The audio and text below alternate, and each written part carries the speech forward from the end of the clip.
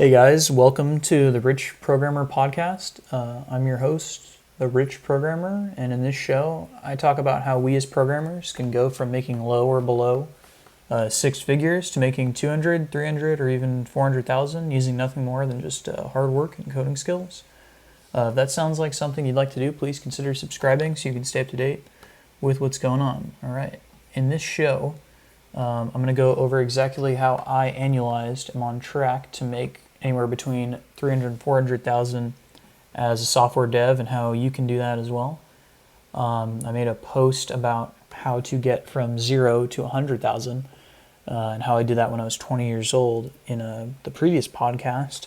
And that kind of lays the foundation for what I'm going to talk about today. Can't really go from 0 to, 200, 300, 400,000 in just one go. It starts with building blocks, at least in my strategy. This is by no means a get rich quick type of thing. So if you're still interested, let's do this. So this one, just wanted to outline and get out of the way for all the folks that are wondering how I do this. There's no magic or secret sauce here. I frequently put in 80-hour weeks plus and work on weekends. And this work isn't the most mind-numbing stuff like emails or phone calls. Not to say those things aren't hard, but this is coding work, which can take a toll on your mental capacity. So if that sounds interesting to you still, let's keep going with it. But first, a small bit of background on even why I'm doing this. And you can just feel free to skip over this if you want to get right to the strategy. But I feel like it's important to talk about why you're doing something before you do it. So at least for me, this large workload is worth it, as I'm very entrepreneurial minded and closely relate and agree to many financial independence books, my favorite being The Millionaire Fast Lane by M.J. DeMarco. It's not as get rich quick as it sounds. It's kind of a clickbaity title, and then they bait and switch you with what you really got to know. And by no means is it rosy. And I'd rather die than be working in a corporate job for the rest of my life. I'd also like something more guaranteed and a high-paying job with money coming in than, say, a startup or business where it's more like a job. Think like a Subway or like, I'm starting the next app, not making any money. But if you own a Subway, you make very little money because you just work at the Subway as the manager. It's still a job. I got kicked out of my house when I was 19 years old, actually, and didn't have much money and needed cash. And though I was able to move in with my girlfriend's parents at the time, they're very generous and very kind. And I vowed that one day I'd be rich enough to take care of those people close to me. And just seeing folks fight about money, my parents, her parents, also made me realize that making more money is the key to get out of what I call penny pinching purgatory. So penny pinching purgatory is basically what it sounds like. People pinch pennies to buy just average stuff, and they stay there. So average food, average dates, average vacations, average home, average clothes, list goes on.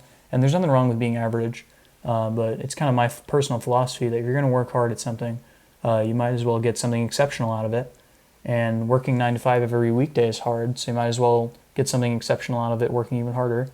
This is why I choose to work about 2 times as more, but clearly benefit more than 2 times because I'm able to save more money, invest faster, and get to financial freedom quicker. So enough about philosophy and options or opinions. Let's get into the real reason you're reading this or listening to me. So the first path is to 100,000. So a journey of 1,000 miles begins with a single step. And in this case, the first milestone is that 100K that I was able to hit at age 20. And I outlined this process in another article. I'll probably link it in the description of this podcast, just because it's the first video I made. Shouldn't be too hard to find. It's of utmost importance that you first start making 100,000 as a software developer before doing any of the following things I'm about to tell you. My path to getting a higher income is just simply working on more projects and larger scale projects and more impact projects. And if you think you're going to be able to take on more than one project at a time before even experiencing one, you're going to kind of screw yourself and actually slow yourself down. Even if you're able to convince someone to hire you, you'll very quickly find out and at worst get fired that you're unable to keep up with the pace that is in the real life of software development. So as I mentioned earlier, I'd rather die than be trapped in a corporate job. So I know the feeling. You got to start somewhere though. And it's a good thing in terms of personal growth. You can have money coming in, so you know what it's like to have that money. That may sound weird, but think of most lottery winners. They go from very little income in comparison to their winnings and blow it all. And it's just a personal philosophy of mine. I feel like the easier it comes, the easier it goes. So leveling up slowly isn't such a bad thing. And if anything, it's the right way of doing things. I'm not going to go talk about how you can go from 0 to 300 or 400,000 a year because, to be frank, that with this strategy at least, that's kind of impossible. The path to 100K takes several years, and you need to be willing to grind it out. But let's say you weathered that storm and grinded it out and followed what I talked about in the first article. You can kind of start here now. So you have some experience under your belt. Going to make that assumption. You're confident in your abilities and you're ready to take on more work. Now here's where the big jump in income comes. So short-term contracts usually paid on 1099 or corp to corp, or where the big money is in software as a developer lies. You can get in consulting and all these other items, but if you just like developing as much as I do and just want to work on code, here's where your opportunity is to make big money doing it. So having a W-2 job is great, but you can't work 2 or 3 W-2 jobs without running into some problems. I'm sure working one W-2 job and one 1099 contract works well, though contracts are generally more flexible, and it's the place to be over the W-2, at least for this strategy. Keep in mind that this only works with remote work. Obviously, it's impossible to work 2 offices at once. So if you're going to work 2 contracts, keep them remote. Why 1099 over W-2? So contracts are more flexible at scheduling. You usually don't have a set hours. It's more of just a timeline, at least from my experience. Obviously, there are meetings you have to attend, but meetings are a lot less prevalent, especially if you're working as a regular or senior developer. Once you get into the principal or lead developer positions, it tends to be a lot more hands-on with developers, business analysts, and project managers. Just talking from experience, being a lead developer is just such a pain when it comes to meetings. You spend most of your time explaining how code works to business people than you do actually creating things. So getting higher pay is also a reason why you'd want to do a 1099 over W-2. That's kind of the reason we're all here. And I'll probably write another article about how to get the most out of contracts because there are some games to play here, and you could be giving up a lot of money on the table and not even know it. Just know that you can extract a lot more from these contracts. The average pay for my software niche, which is iOS mobile development, in a salary is about $100,000 where I live. The contracts I'm landing nearly pay double that in terms of hourly rate, and I've even seen some contracts go as high as $125,000 or $125 an hour or $260,000 per year.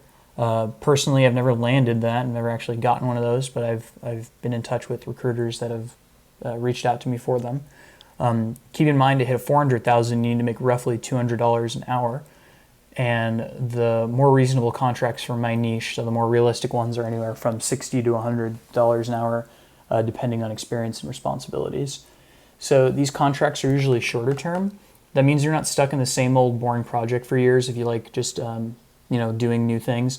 And part of that's a really good thing for your just overall skill set. You'll learn and adapt quickly, and that means you can get even more efficient, and then that can take a lot of stress off of being an intermediate developer. The goal here is just get so advanced that people start coming to you. They find your resume on a job board, or they find you from one of their colleagues in terms of recruiting, and they try to pick you up for contracts, and the cycle repeats. So you get even stronger at development, and you can do the work more efficiently and better, and it takes more stress off you, and then in turn, as a side effect, you are getting more people interested in hiring you.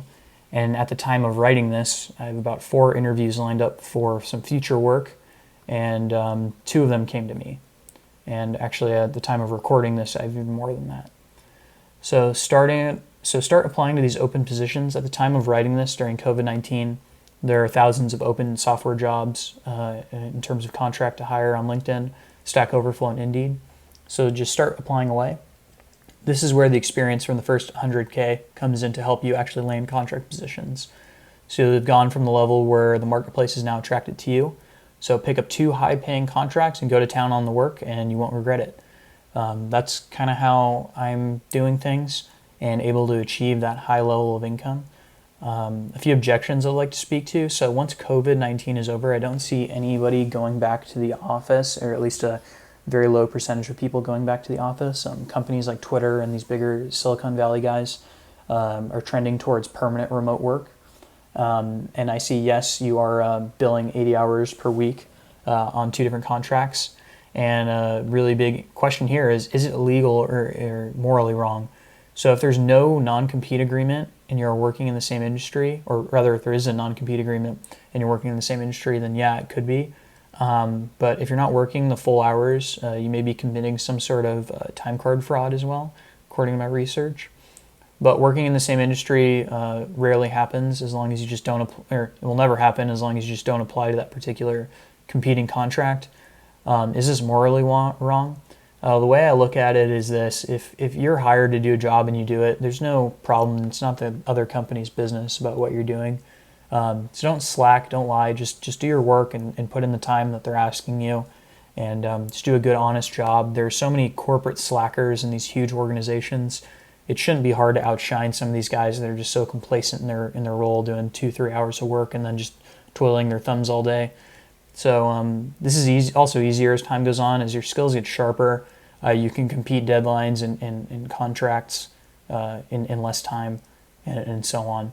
So also keep in mind that large companies don't give a single fuck about you. They'll lay off hundreds of people so the executive leadership can save face financially.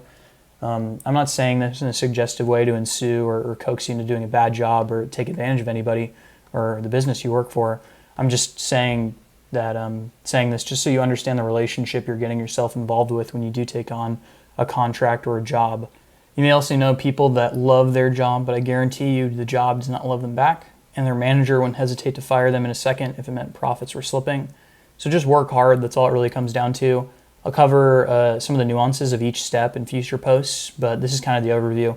So if you have any questions, don't hesitate to reach out to me. Thank you so much. This is a Rich Programmer. Have a great day. Bye.